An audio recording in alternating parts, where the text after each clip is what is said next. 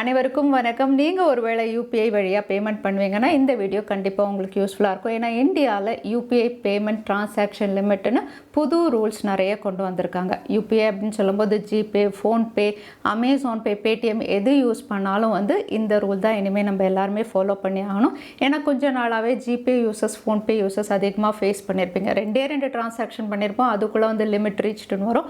அடுத்த நாள் பார்த்தா 5 டிரான்சாக்ஷன் அலோவ் பண்ணோம், அதுக்குள்ளே லிமிட் ரீச்டுன்னு வரும். ஸோ இந்த மாதிரி ஒரு மாதம் 1.5 மாதமாகவே நிறைய யூசர்ஸ் கம்ப்ளைண்ட் ரைஸ் பண்ணாங்க. அதெல்லாம் டெஸ்டிங் பீரியட்.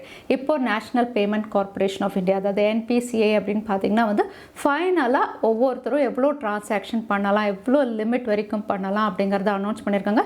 இந்த லிமிட்டை நம்ம தாண்டி பண்ணும்போது ஆட்டோமேட்டிக்காக நம்மளுடைய யூபிஐ சர்வீஸ் ஃப்ரீஸ் ஆகிடும். 24 hours கழிச்சு தான் ஆக்டிவேட் ஆகும் அப்படின்னு சொல்லியிருக்காங்க. So NPCI UPI money transfer limit அப்படிங்கிற மாதிரி ஒரு லிமிட் செட் பண்ணியிருக்காங்க. இந்த லிமிட் அதாவது எவ்வளோ பணம் ஒருத்தர் ஒரு நாளைக்கு டிரான்சாக்ஷன் பண்ணலாம் அப்படின்னு பார்த்தீங்கன்னா மேக்ஸிமம் 1 லட்சம் வரைக்கும் பண்ணலாம், மினிமம் 25,000 வரைக்கும் பண்ணலாம் அப்படிங்கிற மாதிரி இங்கே ரிவீலாக இருக்குது. ஸோ இந்த மேக்ஸிமம் 1 லட்சம், மினிமம் 25,000 ஒவ்வொரு பேங்க்குக்கும் இது வேறையாகும்.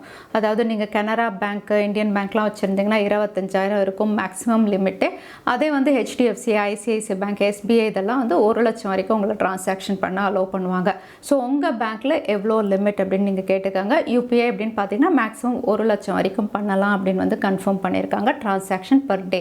அதோட யூபிஐ டிரான்ஸ்ஃபர் லிமிட், அதாவது ஒரு நாளைக்கு எத்தனை வாட்டி நம்ம டிரான்சாக்ஷன் பண்ணலாம், 50 ரூபா, அப்புறம் 100 ரூபா, 1000 ரூபாய், 200 ரூபான்னு எத்தனை வாட்டி நம்ம டிரான்சாக்ஷன் பண்ணலாம் அப்படின்னு பார்த்தீங்கன்னா 20 வாட்டி டிரான்சாக்ஷன் பண்ணலாம் அப்படிங்கிற மாதிரி அதுக்கும் ஒரு லிமிட் செட் பண்ணியிருக்காங்க.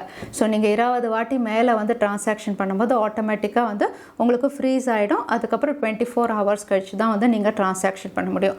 அதே 20 கீழே நீங்கள் பண்ணிங்கன்னா தாராளமாக அடுத்த நாளும் நீங்கள் கண்டினியூ பண்ணலாம். ஸோ மேக்ஸிமம் டிரான்சாக்ஷன் லிமிட் 20 வாட்டி நீங்கள் பேமெண்ட் பண்ணலாம் யூபிஐ சிஸ்டம் வழியாக. ஸோ யூபிஐ சர்வீஸ் அப்படின்னு பார்த்தீங்கன்னா எத்தனை வாட்டி ஒருத்தருக்கு நீங்கள் பணம் பே பண்ணலாம், எவ்வளோ லிமிட் வரைக்கும் பண்ணலாம் அப்படின்னு செட் பண்ணியிருந்தாலுமே ஜிபே, ஃபோன்பே, பேடிஎம் எல்லாருமே அவங்களுக்கான லிமிட்டும் அனௌன்ஸ் பண்ணியிருக்காங்க.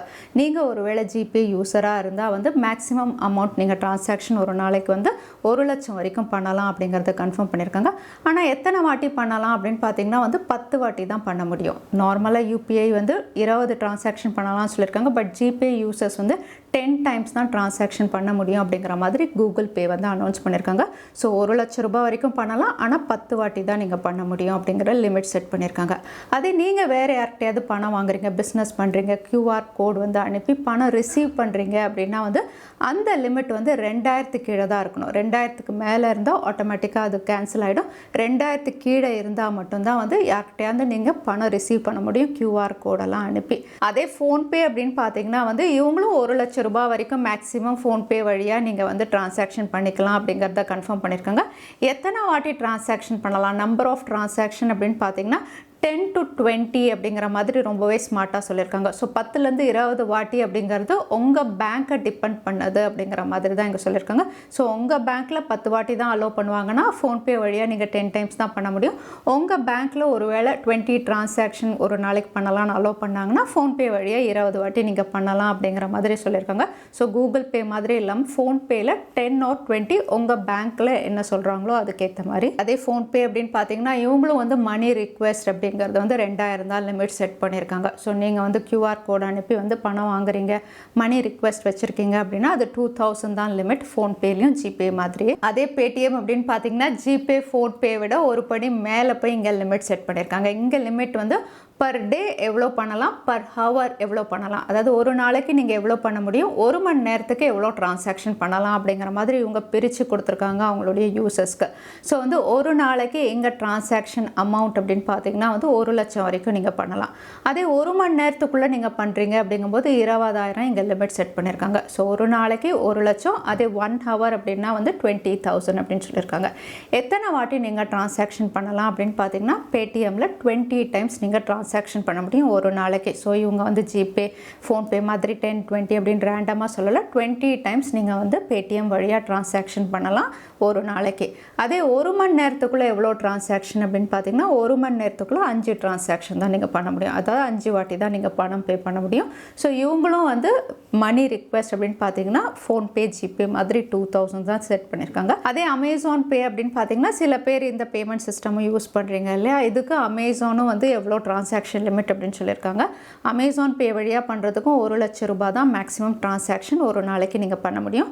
அதே நீங்கள் புதுசாக அமேசான் பே ஓப்பன் பண்ணுறீங்க, இன்றைக்கி தான் ஓப்பன் பண்ணுறீங்க அப்படின்னா அன்றைக்கி மட்டும் 5000 ரூபாய் தான் மேக்ஸிமம் லிமிட். அடுத்த நாள்லேருந்து 1 லட்ச ரூபாய் நீங்கள் பண்ண முடியும். ஸோ நியூ யூசர்னால் 5000 ரூபாய், அதுக்கப்புறம் வந்து உங்களுக்கு 1 லட்ச ரூபாய் per day. Number of transaction வந்து இவங்களும் வந்து உங்களுக்கு ஃபோன்பே மாதிரி தான் சொல்லியிருக்காங்க. உங்கள் பேங்க்கை டிபெண்ட் பண்ணி தான் 10 or 20 அப்படின்னு சொல்லியிருக்காங்க. ஸோ உங்கள் பேங்க்கில் 10 டிரான்சாக்ஷன்னா 10 தான் நீங்கள் பண்ண முடியும்.